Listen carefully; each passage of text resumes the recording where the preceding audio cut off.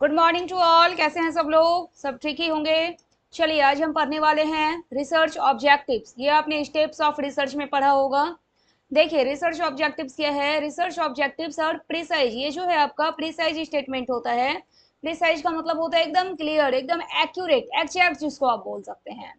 Statements that define what the researcher intends, यानी कि researcher का क्या इरादा है, क्या इंटेंशन है to achieve through their study, वो क्या अचीव करना चाहते हैं।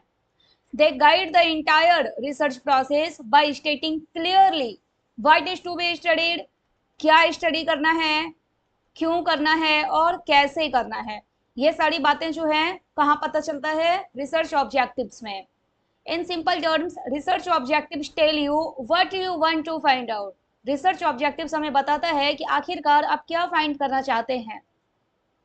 Research is generally oriented towards looking into 5W and 1H। 5W का मतलब हो गया आपका हु, अब देखिए W से स्टार्ट हो रहा है, who, what, where, when, why, और ये जो 1H है ये क्या है? हाउ।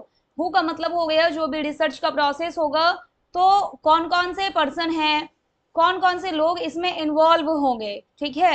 यानी कि आप कह सकते हैं पार्टिसिपेंट्स कौन कौन होंगे, ठीक। नेक्स्ट है आपका व्हाट, क्या फाइंड करना है आपको। वेयर, कहाँ पर आप रिसर्च करेंगे, लोकेशन बताएंगे आप। व्हेन, कब करना है, अपने टाइम पीरियड को बताएंगे कि 3 साल का, 5 साल का, इतना टाइम पीरियड लगेगा ये रिसर्च करने में हमें। वाई, क्यों करना है, आप रिसर्च गैप आपने पढ़ा है ना, तो क्या कंट्रीब्यूट आप कर सकते हैं, क्यों करना है रिसर्च, कौन सा कंट्रीब्यूशन आप देना चाहते हैं। एंड हाउ, और किस तरह से करेंगे, आपका मेथड्स क्या होगा, जो भी टूल्स सब आप यूज करेंगे वो आपका क्या होगा, ठीक है। ये सब आप बताते हैं। यही है आपका 5W एंड 1H। आगे है आपका रिसर्च ऑब्जेक्टिव्स का कैरेक्टरिस्टिक्स। की का मतलब होता है इंपॉर्टेंट। रिसर्च ऑब्जेक्टिव्स का कौन कौन सा कैरेक्टरिस्टिक्स है। पहला है आपका क्लैरिटी, यानी कि एकदम क्लियर होना चाहिए। Research objective should be clearly defined and easy to understand. Objectives आपका ऐसा हो कि कोई भी अगर आपके ऑब्जेक्टिव्स को या फिर आपके रिसर्च को पढ़ रहा है तो उसके लिए समझना आसान हो जाए। One should ensure there is no space for ambiguity. Ambiguity का मतलब होता है अनक्लियर, जो क्लियर ना हो, अनक्लियर ना हो आपका ऑब्जेक्टिव, और मिस इंटरप्रिटेशन ना हो। ऐसा नहीं कि मिस्टर ए ने पढ़ा वो मतलब कुछ और निकाल लिया आपके रिसर्च का, मिस्टर बी ने पढ़ा वो मतलब कुछ और निकाल लिया आपके रिसर्च ऑब्जेक्टिव्स का या फिर आपके रिसर्च पेपर का, ठीक है। तो एम्बिजिटी नहीं होनी चाहिए, अनक्लियर नहीं होना चाहिए और मिस इंटरप्रिटेशन ना हो, इस बात का ध्यान रखना है। नेक्स्ट है आपका स्पेसिफिक। ऑब्जेक्टिव जो है research objectives should be specific, एकदम स्पेसिफिक हो and narrowly focused on the aspects of the research topic. एक जगह आप बंधे हुए रहें, यानी कि आपका बाउंड्री क्रिएट होना चाहिए, बाउंड्री के बाहर जाकर आपको काम नहीं करना है। That the study intends to investigate. It enables researchers to develop targeted research questions. जो आपका रिसर्च है, जो आपका रिसर्च टॉपिक है, बस उसी को, उसी से रिलेटेड आप क्या करते हैं, अपने क्वेश्चन को टारगेट करते हैं। हाइपोथेसिस आपका उसी से रिलेटेड होना चाहिए, आपके टॉपिक से related. It facilitates efficient use of resources. आपका टाइम जो है वो फालतू में नहीं जाएगा। जो डेटा है रेलिवेंट डेटा को ही आप गैदर करेंगे। मैन पावर जो है इसका फुल्ली यूटिलाइजेशन हो पाएगा। मेजरेबिलिटी, अब ये क्या है देखिए, research objective should B formulated in a way that allows for measurement and evaluation. आपका रिसर्च ऑब्जेक्टिव ऐसा हो जिसको आप मेजर कर सकें, क्वांटिटेटिवली भी और साथ ही साथ क्वालिटेटिवली भी मेजर किया जा सके और इवेल्युएट आप कर सकें। This means that there should be a way to determine whether the objectives have been achieved और नॉट। ये जब तक आप मेजर नहीं करेंगे तब तक ये आपको पता कैसे लगेगा कि आपका जो ऑब्जेक्टिव्स है वो आप अचीव कर भी पाएंगे या नहीं। प्रोग्रेस और अचीवमेंट कैन बी क्वांटिटेटिवली और क्वालिटेटिवली, ये आपका एसेस हो सके।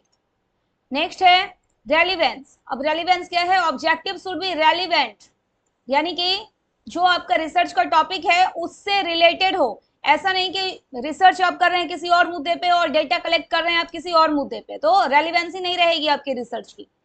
Relevant to the research topic, topic से आपको रिलेटेड ही रहना है। And align with the, align का मतलब होता है लिंक में होना चाहिए with the overall research question और हाइपोथेसिस। जो भी आप हाइपोथेसिस बनाएंगे, रिसर्च क्वेश्चन आपका जो भी होगा, आपका जो रिसर्च का टॉपिक है या फिर रिसर्च क्वेश्चन और हाइपोथेसिस जो है ये लिंक होना चाहिए, अलाइन होना चाहिए किससे, आपके रिसर्च के टॉपिक से। They should address important aspects of the subject matter. Next है रियलिस्टिक। अब ये रियलिस्टिक क्या है? Objective should B attainable. Research objective आपका ऐसा हो जिसको आप अचीव कर पाए, जिसको आप अटेन कर पाए with in the constants of the study including time. जो भी एक पार्टिकुलर टाइम आपने वो 5W1H में अभी देखा, जो डिसाइड किया है आपने, जो रिसोर्सेज है आपके पास, और पहले फिजिबिलिटी टेस्ट आपको कर लेनी चाहिए कि ऑब्जेक्टिव्स आप, जो भी ऑब्जेक्टिव्स है वो आप अटेंड कर पाएंगे या फिर नहीं कर पाएंगे। It helps in setting expectations for what the study can and can not accomplish. ये रियलिस्टिक में आप ये पढ़ते हैं, इससे आपको मदद मिलती है एक्सपेक्टेशन को सेट करने के लिए। आपकी जो स्टडी है, जो भी रिसर्च स्टडी है, जो भी रिसर्च आप करना चाहते हैं, उसमें से क्या आप अकॉम्प्लिश कर पाएंगे, क्या अटेंड कर पाएंगे, अचीव कर पाएंगे, और क्या चीज जो है वो आप अटेंड नहीं कर पाएंगे। नेक्स्ट है आपका टाइम बाउंड। रिसर्च ऑब्जेक्टिव्स में हैव एसोसिएटेड टाइमलाइंस।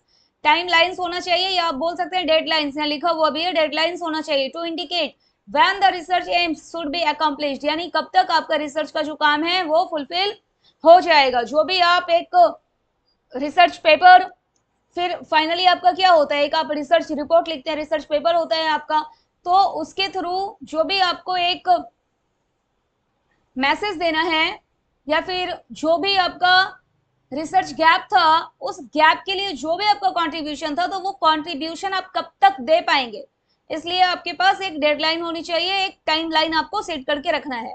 ये आपका टाइम बाउंड।